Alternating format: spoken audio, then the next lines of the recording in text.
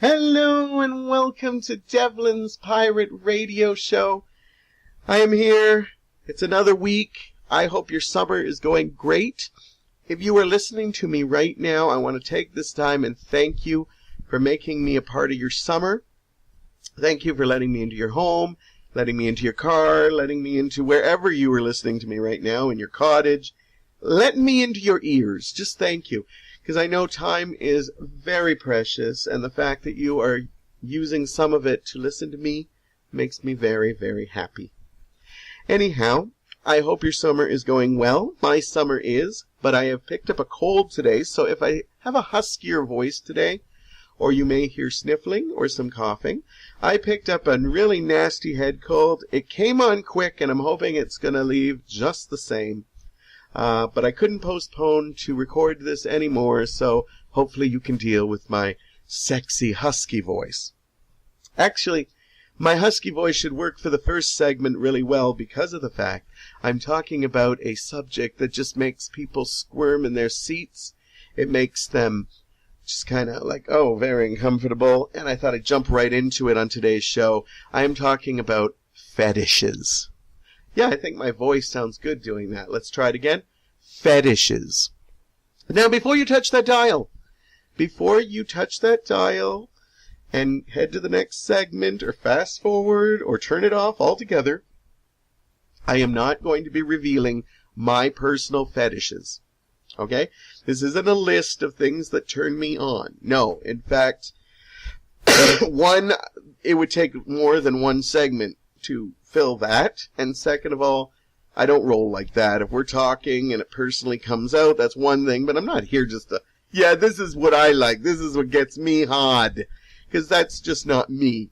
Now, that being said, we're going to talk about fetishes on a whole, so please, give it a chance, see if it's fine, because I'm going to talk to people who have fetishes from the small to the extreme. Now, for those of you who actually were going to your computer screen to turn up the volume, or were hoping that I would list all my sexual fetishes, thank you. I thank you very much so. Please contact me. We'll talk sometime. It'll be fun. We'll exchange fetishes. I meant talk of fetishes, of course.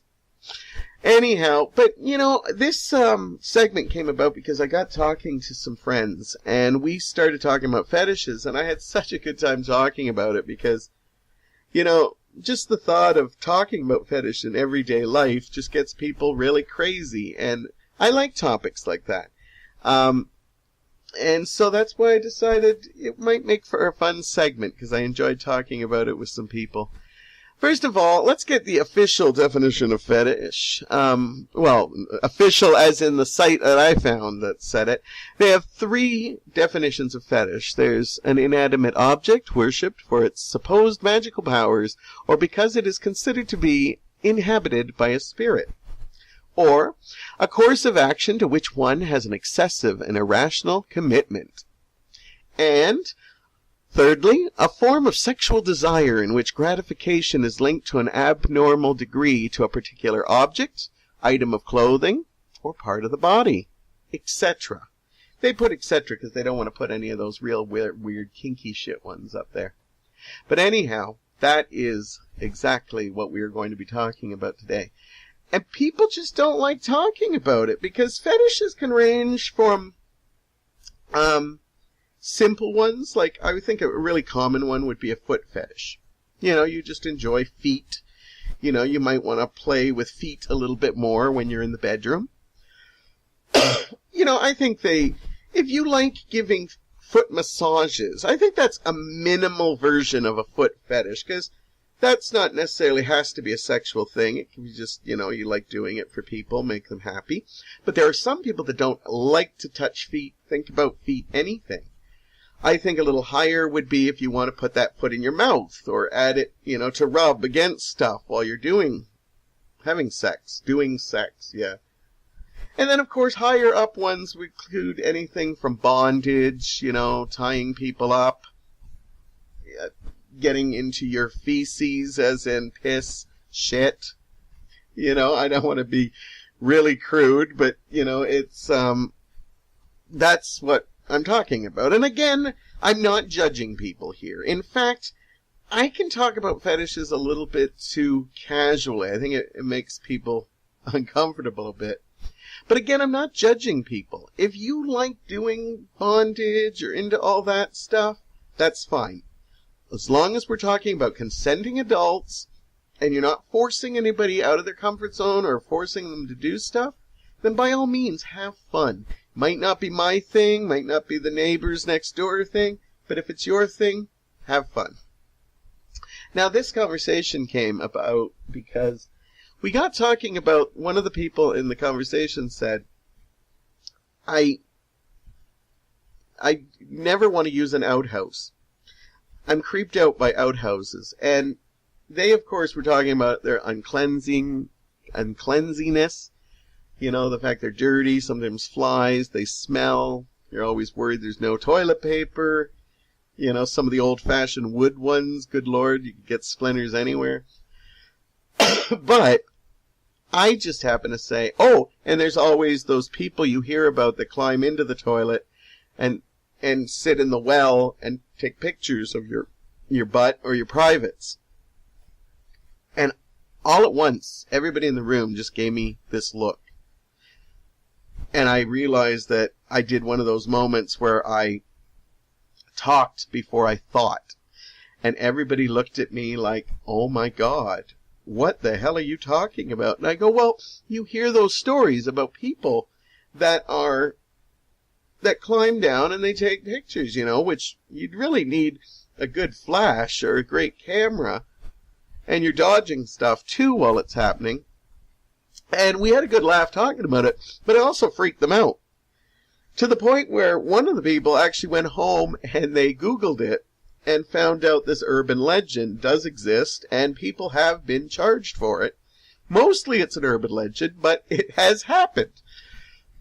Which I don't think makes it an urban legend anymore. Anyhow, they told me a couple days later, now they're even freaked out even more. They will not go into an outhouse, a Johnny on the spot, anything.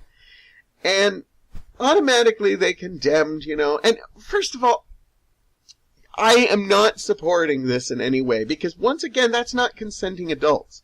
You've got somebody taking pictures against somebody who does not know it. So that, I am not condoning this. But I think to myself, you gotta kind of, how do I say this without you guys thinking I'm more of a pervert than I am? You gotta kind of give some props to the guy who's that committed. And I'm not, guy or girl. I'm not even gonna say it's just guys, because I don't want to be, gender, thing, because it could be either one. But you gotta, they're very committed to go sit in a knee full of, feces, waiting just for, that crack to sit down on the thing.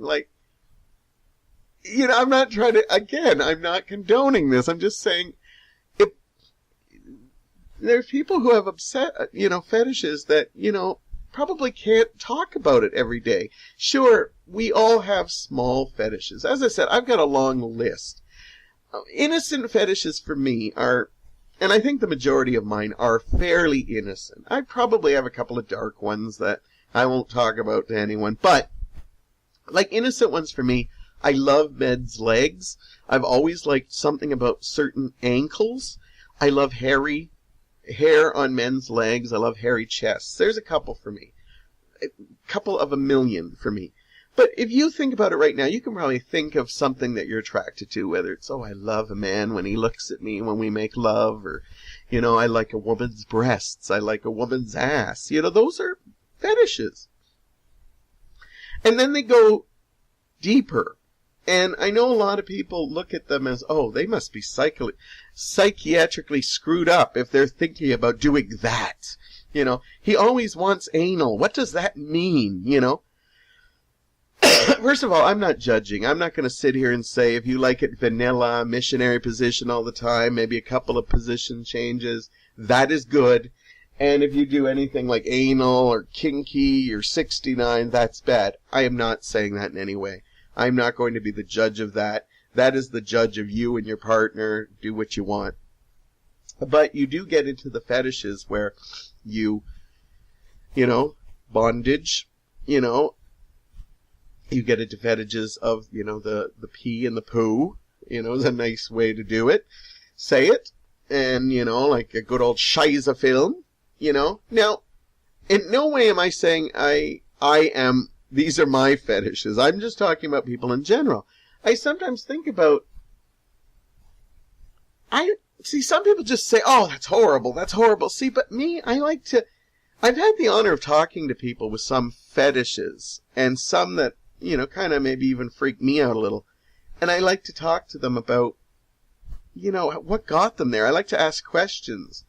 And they might not know, but sometimes you can find things in their past or stuff that might have led them there. And I like to get into that. But I know it's not something that people like to talk about. Most people are easier just to condone you and stuff. And I always feel bad about the people that have these fetishes, S&M, stuff like that. One I never have gotten was the people who dress up like giant babies. And, they wear, onesies, and they basically wear diapers, and they take a dump in them, and then their partner comes in and basically changes them. And they sometimes are rich people, and they have, nurseries that are built with all these adult versions of cribs and rocking chairs and stuff. And they play up the whole, oh, you've been a bad boy, you've been a bad little girl. And honestly, I don't get this one. First of all, just the thought of pooing in a diaper drives me crazy. I don't want you all to think that just because I'm talking about this openly, these are my fetishes. No, not at all. I think the most unsexiest thing would be pooping in a diaper. First of all, I don't think I could do it. It would just be, unless it was an accident or I couldn't hold it any longer. I personally don't find anything sexy about that. But I don't condone those people, too. It's not my thing. But, again, they're not, unless you're being forced to shit in a diaper, which isn't wrong. But if you're consenting adults and this is what you do, I'm not going to judge them. Maybe a little, but not to them, because they're just people. And I think to myself, I always feel bad about people who have these dark fetishes that, luckily we now live in an age where you can go on the computer, and if you're into bondage, you can meet other people that are into that. You can learn all about it. You can meet a community. You can meet people who want to be, tied up or, sexy tortured. I don't know what you want to call it, whatever you want to get into. But we can meet people with that. But I think about the olden days and stuff when we didn't have that. What if you were a guy who had a fetish for, poo? I guess they call it scat. Now, again, this is not me. I'm the kind of person who goes to the bathroom, and if I'm in a rush and I wipe my behind and I get a little on my hand, I'm basically sitting washing for 20 minutes because it's just, I have no desire in this whatsoever. But I think to myself, what if you meet a great person? And you're having wonderful times. Your dates are wonderful. This is the person you want to spend your time with. You have two choices. You keep this fetish in the dark, or you casually bring it out. Now, we live in a society where they tell you should be honest. But some people, there's honesty and there's honesty. Sometimes it's fun talking to your partner and, saying, hey, have you ever thought about maybe tying me up? Maybe some scarves or, your necktie or something. And then, we play and, and then you find out your partner's into that and okay, let's explore. And that's kind of what a relationship should be. You talk a little bit about it and then, yeah, I'm okay with that. Not okay with this. Sometimes it's more judgmental. It's, I've heard women, how come he's into anal so much, what's this all about? He always wants to put it in my behind,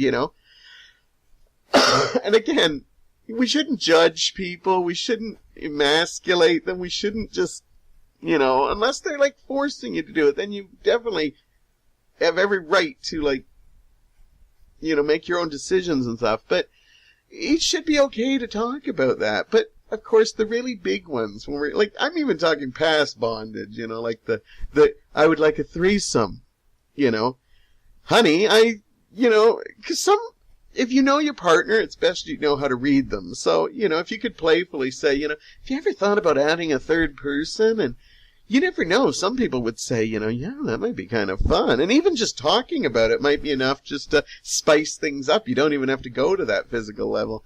But then again, you could insult somebody by taking it. But I always wonder, like, if somebody had, like, a shit fetish and they felt really comfortable with their partner, it's just like, is there a right moment for that? Like, to me, that's just a deal breaker. You're either going to turn the person on or that's it, you know, just out of nowhere, you know.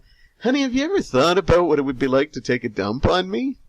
Like, the way I see it, you'd probably hear the car wheels skidding in the driveway before you even finished the thing. You know, unless, you know, you've met this person online or something like this. Or it is something, you know, that you just know the person might be into. But that, to me, is, like, the biggest deal breaker. And it would be also awful if you met, like, say you met the woman of your dreams, and then as the relationship went on, you realized she had darker and darker, more twisted fantasies. That might excite some of you, but it might scare some others. All I'm trying to say with this segment is we shouldn't be so, I don't want to use the word anal, but we shouldn't be so repressed to not talk about them. I admit there's times you know your audience. You can't just bring out, you know what I like? I like when my wife pisses on me. You know, like, keep it in the bedroom. You know, some of us don't want to hear it. Then there's me, who I might not want to hear it, but I secretly want to hear it. But I also want to hear why you're into that. You know, I'm more interested in what got you there. How did you know you liked that? But I'm just trying to say that I wish we could be more open and talk about it. And, you know, even if it's just playful stuff, you know, like, honey, you know, do you ever want to, you know, tickle me with a feather? Tickle my nuts with a feather, you know, something playful like that, you know. Maybe you don't have to just say, you know, I've always dreamt of being gangbanged, you know, that's probably not going to get you. But, you know, I just think we should be able to talk about stuff like this. They always say you should be open, but this is one of those cases where they say we should always be open with our emotions, but I don't believe they're talking about fetishes. I felt this is a topic we needed to talk about. Okay, I'm finished now. You can stop squirming. All the other stuff is going to be easy to get through. No more talk of that stuff, although I do have a fetish of a different kind in my next segment. I'm going to talk about my bizarre love for the show Gilligan's Island. We've got that coming up right after this. Welcome back, and we are back with a little nostalgia because we are going to be talking about a show that, I don't know, it warms my heart, and I'm sure the name of it warms others too. Gilligan's Island. It was a show created for CBS television in 1964. It ran from 64 to 67. And it was a minor hit. It got solid ratings, but it actually became more popular when, after the 3 seasons and it got canceled, it ran in syndication on afternoon television. And kids would come home from school, and it would be one of the many shows that we would watch, and watch it every day after school. And that's where the popularity became epic, and it became a television cinematic icon. I like to talk about it because as we get further and further away from that decade, the 60s, which produced some really fun situation comedies,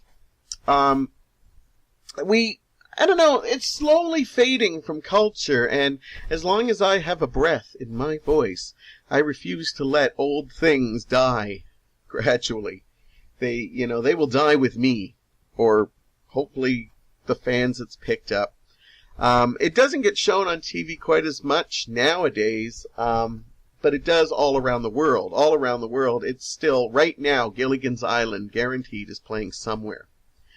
It featured 7 players that were basically stranded on a desert isle after a 3-hour tour. And it is the epitome of situation comedy, because the situation comedy is kind of described as characters are put in a situation that they basically solve within about 22 minutes.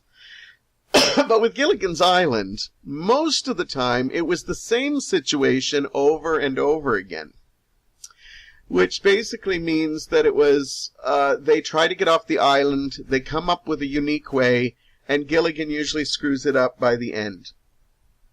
And, it's not all their episodes are like that. I'd say 2/3 are. But most people, that's what they think of when they think of Gilligan's Island. Now, it had 7 awesome people in the cast. Bob Denver, of course, played Gilligan. Alan Hale Jr. played the skipper. Jim Backus played Mr. Thurston Howell III. Natalie Sheffer played his wife, Mrs. Howell. Russell Johnson played the professor. Tina Louise played Ginger, the movie star. And Dawn Wells was Mary Ann, the sweet girl from Kansas. Now, plausibility was never Gilligan's Island's strong point, and that's one of the reasons I liked it. There's a lot of missteps in the show, and I think that's one of the charms of the show. One of my things I always loved about the show, and that's what I'm going to basically talk about, little charming little incidences, is that, you know, why were these ragtag group of people on a 3-hour tour? And why did they bring so much luggage on a 3-hour tour? You know, because they were shipwrecked, but they had lots of stuff, and more as the years progressed. Yeah, and this was supposed to be some kind of mysterious island. I think it was the basis for Lost, because if you think about it, nobody could seem to find this island, yet everybody did find this island. The sheer amount of people that landed on this island, but for some reason did not tell them that there was 7 stranded castaways, is amazing. They always had their reasons, whether it be sinister, or they had amnesia, but it just the sheer amount of traffic that came on this island. Gilligan's Island's humor is, I think the reason why it translates, it's pretty simplistic. It's not your, like, oh, some people are like, so like, oh, Gilligan's Island, what a horrendous show, you know. I'm not like that. There was a lot of, you know, slapstick. There's a lot of goofiness. There was actually a lot of sexual teasing, too, you know, with Ginger and Mary Ann. You'd be surprised how many times they used stuff, and it's all just sweet titillation that as a kid you find sexy enough. It, you know, it's like, oh, that's sexy. You know that's sexy. Probably not sure why that's sexy, but you just know. Gilligan's Island just... I remember I once read on the internet that somebody said that Gilligan represented the devil, and the island represented the levels of hell. And that Gilligan constantly found ways to screw things up, but he didn't know he was doing it. He was possessed by some demon because he wanted to be there because it was his island. He believed he ran it even though he did not know. Gilligan was so innocent in this, and Bob Denver really is one of the strong aspects on the show. In fact, one of the things I think they did have was a solid cast. All the characters are so committed to the characters they play. I think this is why they probably had trouble finding work afterwards. This show was the epitome of typecasting due to the fact that you just saw them and, oh, that's Gilligan. Bob Denver was on a show called The Lives of Dobie Gillis before this, and although some people recognized him from that show, most still, it was Gilligan, right to his death. Sadly, because the show is so old that a lot of the actors are no longer with us. I think there's only 2 left, and that's Ginger and Mary Ann. We just lost the professor a little while ago. And, you know, the shows are great. There's a ton of shows. There's 98 episodes total. Some are in black and white, although some have colorized them. I've seen the colorized versions. They don't look that bad. I think because some of the garish colors in season 2 and 3 are just so bright that I think when they updated the new ones just to kind of fit with the whole thing, they don't look that bad because the colors are are meant to be big and garish and stuff. As I said, the majority of the shows, they're trying to get off the island. Of course, they had other issues. They had voodoo troubles. They had headhunters and sometimes cannibals that were on other islands that were close by that they would have to fight. They fought animals. And as I said, just the sheer amount of people that came was crazy. In fact, one of my favorite things about Gilligan's Island was the sheer amount of doubles that came to the island. You know, it's bad enough they had people that would, like, get stranded and they'd got to leave by the 22 minutes. But the amount of doubles, I'm not sure exactly, but I think there might have been at least 3 or 4 times that lookalikes of the people on the island came. Now, that's a little much, you know, and usually, you know, they eventually would play the other person at some point. They probably had some controversial episodes. I know there was a episode with a Japanese soldier that still thought World War II was going on, and I think, of course, the portrayal of that Japanese soldier was unfortunate. But you know, those were the times, and you kind of have to take the good with the bad. One of the other things I loved, as I said earlier, is the sheer amount of luggage these people brought. At first, they tried to play it up incredibly, you know, simple. They did have a couple of trunks with clothing so they could make changes. But the early episodes, the professor made a lot of the stuff. Like, he made the record player. You know, everything was out of bamboo. He made the huts. He made everything. And you just thought to myself, boy, this guy is amazing. And then you'd also think, well, how come he can't fix a hole in a boat, but he can make a record player out of spare parts? How come, you know, he could do that? In later episodes, you actually notice that, I don't know if this stuff is implied that it's washed up, but you'll see that they actually have real record players. They have some modern conveniences. You're not even sure how they make the generators. Sometimes they show them riding the bike that makes the energy. So I always thought, for science levels, this professor was incredible, except that he just didn't know anything about nautical repair, because that side of the boat, they tried a couple times, he just could not.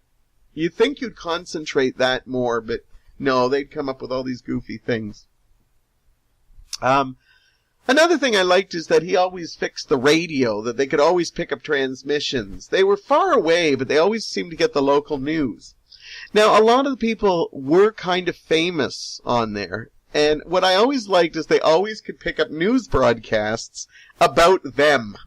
Now, you know, the Howells I could understand. They were rich millionaires, you know, billionaires, you know, trillionaires, and I could see them having news stories. The Hollywood star, they claimed Ginger wasn't that big, but she did make a couple of films. Her going missing, yes, I could see that being. Even the professor, who apparently did win some prizes, got mentioned a few times. But you know what? When they're doing storylines on the radio about a sweet Kansas girl, and like they're having news broadcasts about her, yes, we're going back into the realm of plausibility. And I remember an episode where she is mentioned, and not even with the group, just a story about her. I think even the producers realized they were limited at some point, because in later seasons, in seasons 2 and 3, you'll see that instead of finding ways off the island, they actually did dream sequence where they just got to play other characters. And, you know, or they just do weird things like, oh, we should entertain each other. Let's put on a show. Now, if I was stranded on an island, the idea of putting on a show is not so horrible. I'd probably do it. But they would go to the extremes. Like, literally, you could tell they were bored. They would build sets, and they'd build, like, lighting. And, like, it's just unbelievable what they would do. There's only 7 of them. There's also an awesome episode where they decide to throw a beauty pageant. Just because, you know, these people are just so vain. You know, they need to know who the best-looking person is. It always kind of reminded me, because growing up, one of the big things watching Gilligan's Island, you and your friends would always talk about would, who would you do, Ginger or Marianne? You know, and I'm sure there's many of you out there that have had this. And, everybody would say, oh, Marianne, she was so pretty and wholesome. I always said Ginger because I thought everybody else is saying Marianne, so the lineup behind Marianne's getting pretty crowded. So Ginger's pretty damn hot. I'll go for her. Obviously, I was probably more interested in the professor at the time, but hey, I wasn't out of the closet yet, so you have to go with Ginger or Marianne. But I remember there's an episode of Married with Children where Al's trying to convince Peg that they talk about important political views when they go to the strip joint. And Peg asks what kind, and they basically show some of the guys trying to find political things, and one of them says, Ginger or Marianne. And then the other guy says, yeah, Marianne. And then he asks, okay, how about Gilligan or Mrs. Howell? And the guy thinks for a bit, and he says, how many years have we been on the island? Playing up the fact that Mrs. Howell is like, I believe she was almost in her 80s when she played that role. She was even a lot older than her husband on that show, but they just thought she was so perfect for the part, and she was. That, again, is the thing about Gilligan's Island. It was so beautifully cast. I think, sadly, that's the reason these people had a hard time picking up a career, because of the fact that they just knew that these were those iconic characters. One of the things I wish they did show more, as I said, there was a little bit of teasing, but if they redid Gilligan's Island now, I think there'd be just out-and-out relationships. You never saw it, but you always kind of knew that, Gilligan was always kind of flirting with Marianne, and, even though you'd rather have Marianne with someone more manly like the professor or even the skipper, you knew that, Gilligan and Marianne probably would have been a sweet couple together. And, you think after a while Mr. Howell would have probably, been, banging Ginger or something. But that's like if they modernized it now. I like that there's an innocence about Gilligan's Island. I'm just saying that there'd obviously be more relationships if it was a true story. Your best bet with Gilligan's Island is stick with the old syndicated show. They did a TV movie called The Rescue from Gilligan's Island that I remember was so exciting. Everybody wanted to see it, and it was just god-awful. They did a couple other ones after, and they are just god-awful. I think this show is best to stay on the island, kind of like Lost. Just keep it there permanently. Don't worry about rescues or anything like that. Because when you get into the rescue movies, they're just bloody awful. And I know a lot of you are probably thinking, well, wasn't Gilligan's Island just bloody awful? But you know what? Look back at it. I think the humor still holds up for what it was. I think it's still charming and a great getaway. Do yourself a little Gilligan's Island party. Maybe have everyone dress up as their favorite characters. Get some tropical drinks around, maybe some fruit and vegetables that you can be eating. And have yourself a Gilligan Island marathon. I think that would be a lot of fun. Anyhow, that's my love of the island. I am going to be talking about something a little different after this, but still all about isolation. That's when we come back, but we're going to take a short break. Hello, we're back, and if you just tuned in, you're listening to Devlin's Pirate Radio Show. Every once in a while I get ideas for segments, and I usually try to think, is it something I think is worth talking about?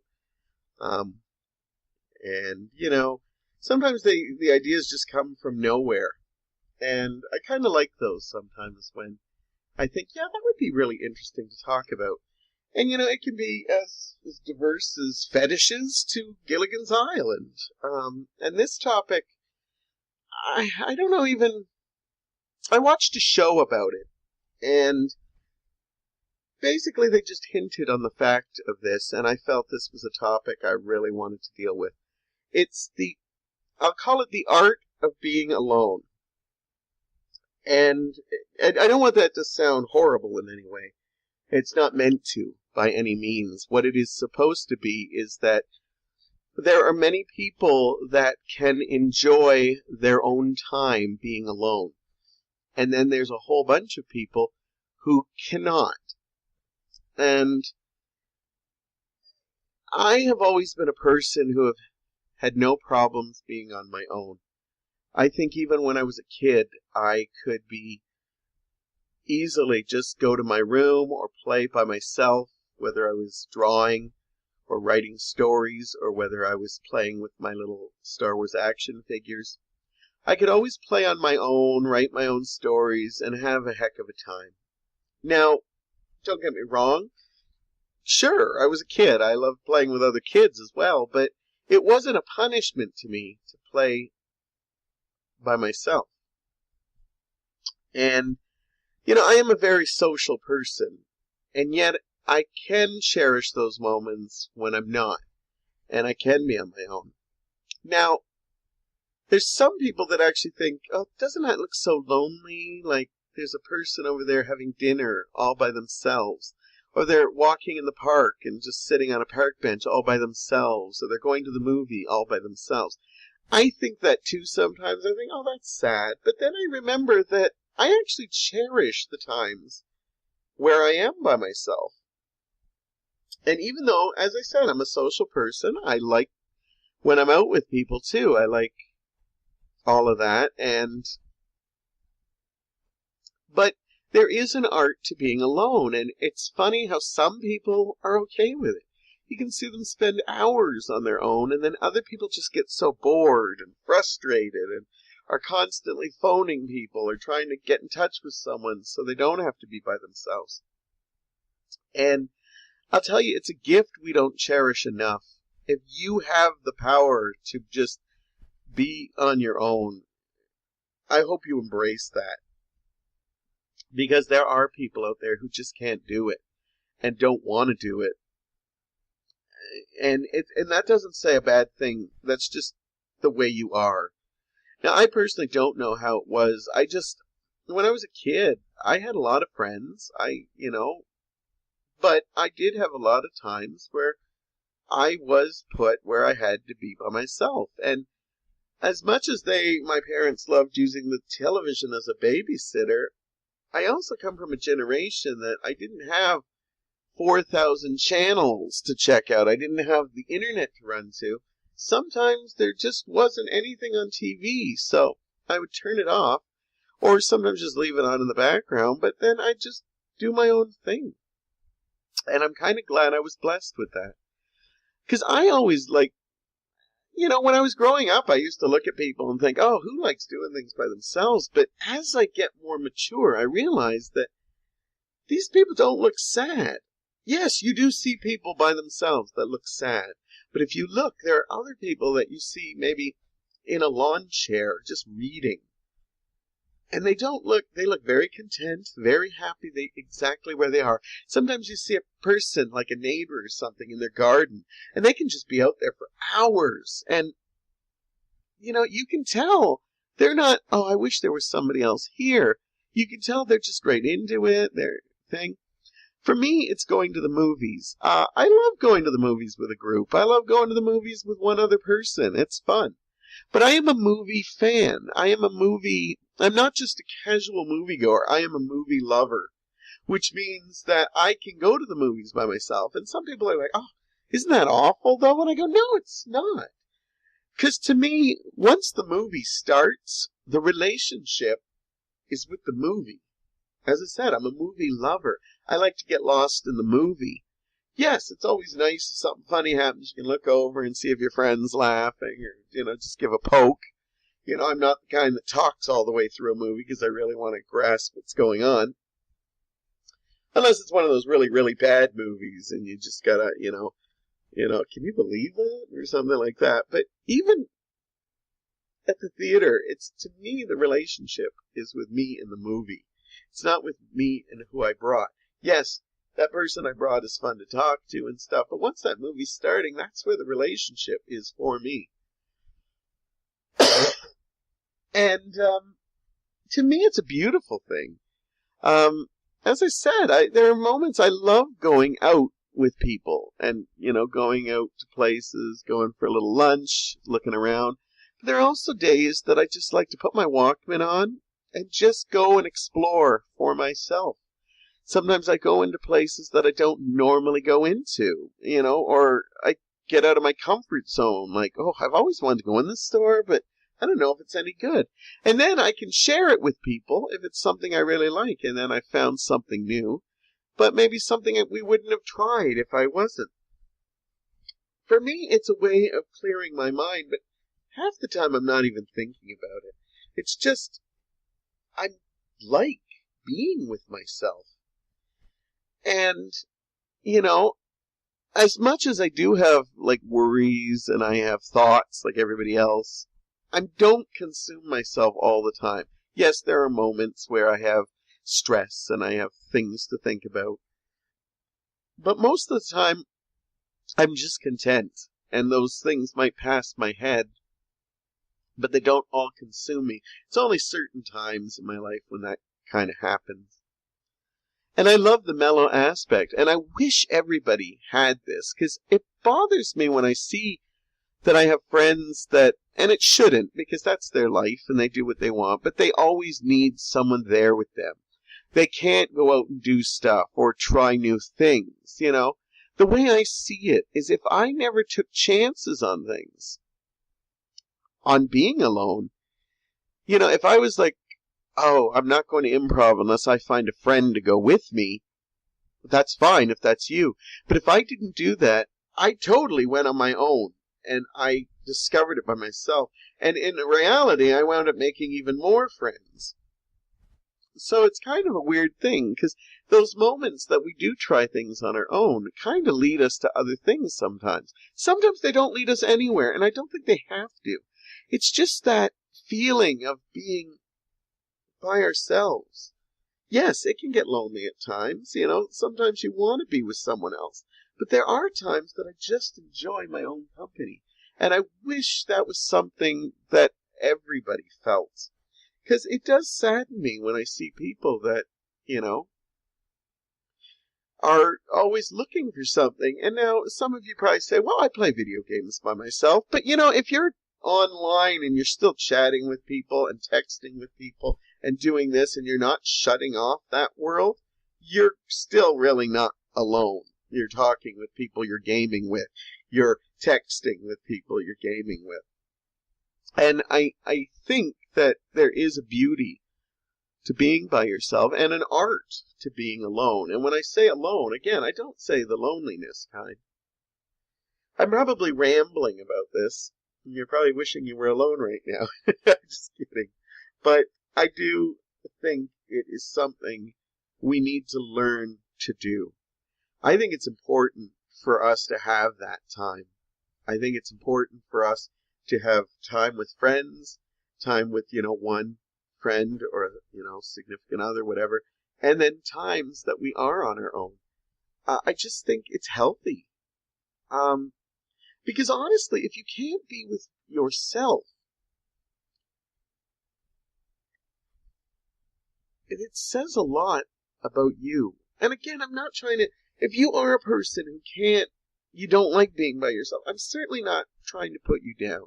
I'm just saying that I hope that it's something that you can try to step out of and try to like set little goals. Like, I'm going to go out for a half hour by myself for a walk. Or I'm going to go here. I have to like get something. So I'm going to spend it on my own instead of saying, hey, I'm going to the store. Do you want to come with me? You know, where something that might only take an hour might take 3 now because you have another person there who's looking at stuff. And by all means, there is nothing wrong with spending time with others. Absolutely. I love my friend times. Sometimes you just need to be okay with yourself. And I think, you know, a lot of people meditate now, and that's a great thing if you can do it. For me, going out on my own or putting music in is my meditation. It's my quiet time. It's me wrapping my head around stuff. A lot of times it's where I make my own decisions. When I'm working on a monologue show, it might be where I'm writing stories in my head. Sometimes it's just me trying to get out of my head and just needing to step away from the world so I can enjoy the world even more once I get back into it. If I'm stressed out, I take some time for myself. Then I might come home, talk it over with Mike a little bit. then get some more perspective, talk it with some other friends, get some perspective, and then usually I can get where I want to be when it comes to making a decision or an answer or something like that. But my alone time is my alone time. Sometimes I just want to put on shit TV, and that's my alone time, you know? I've seen this episode a million times of I Love Lucy or Gilligan's Island, since we just talked about it. But I want to see it 101 more times. Maybe I'll find something new in it. Maybe I'll find something different. Maybe I'll find something I want to share with a friend. There is probably something to be said about people who are too alone. Because I do know that some people who have like jobs like security guards or are isolated in office where they don't have a lot of things, they get too much time to think. And it's not good thinking. And so sometimes too much alone time is not good. Then it is important. When I stay at home, I always try to make it to stay at home a certain amount of time to spend time with Mike. Even if we're not doing stuff together, we're still usually wind up doing stuff together, whether it's dinner or watching something later in the evening. Or we just have plans to do something together. But those times are, I think, are very precious, because if I have too many nights at home, even Mike starts saying, I think maybe you should just go out. You know, go to the staircase, go, because he knows that I need time away. To cherish things even more, sometimes we need to step away from them, and we need to have hobbies. It saddens me when I see older people that dedicated their life to raising kids, and that is absolutely wonderful and everything, but they gave up all their hobbies and stuff they like to do with their friends.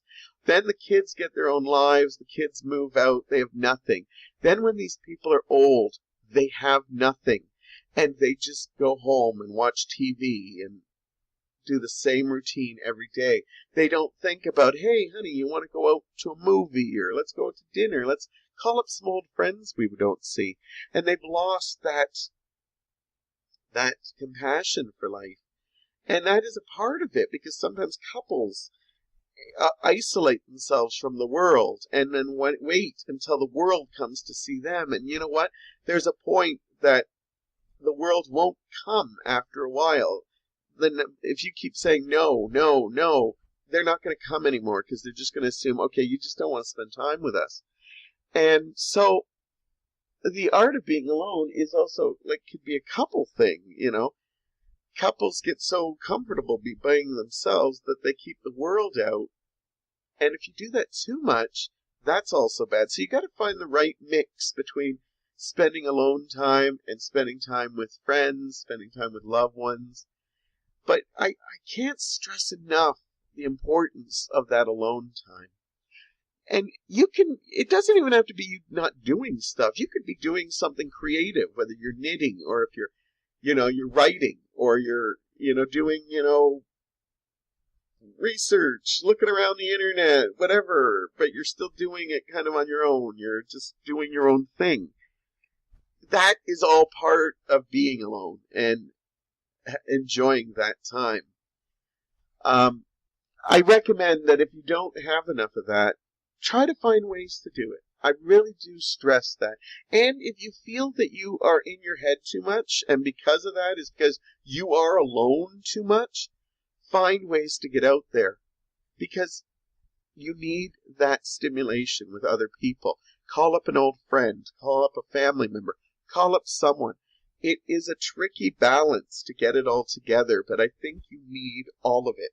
You need the social aspect, but you also need that private time alone. I'm doing my own thing. And it's something that I think we always work on. I am so thankful that I was brought up to be the kind that can go off on their own. I very seldom use the word I'm bored, because I've always felt that if I'm bored, I just move on to something else, or do something, or go to bed, or, call up somebody and go meet them for coffee. I hate when people use the word bored, especially when I see the younger generation, because they have so much at their access that we didn't. And yet they're still bored, bored, bored. Why is that? Because we haven't taught them the importance of being alone. It is an art form, and it's like every skill, every art form, it is something that needs to be mastered. And it's certainly something easy you can work on, something you can do a little bit each day, even if it's just 15 minutes going off to read a book, 15 minutes going off to, soak in the tub, whatever you want to do.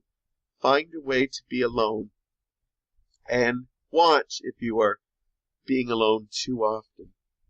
Anyhow, I've rambled on enough. I hope I made some sense in that. Sometimes when I speak it, I think, wow, I must have just been tripping over my words and rambling, and then I re-listen to it and think, yeah, I think I got my point across. But you were my best example of that, so please write in and tell me what you thought.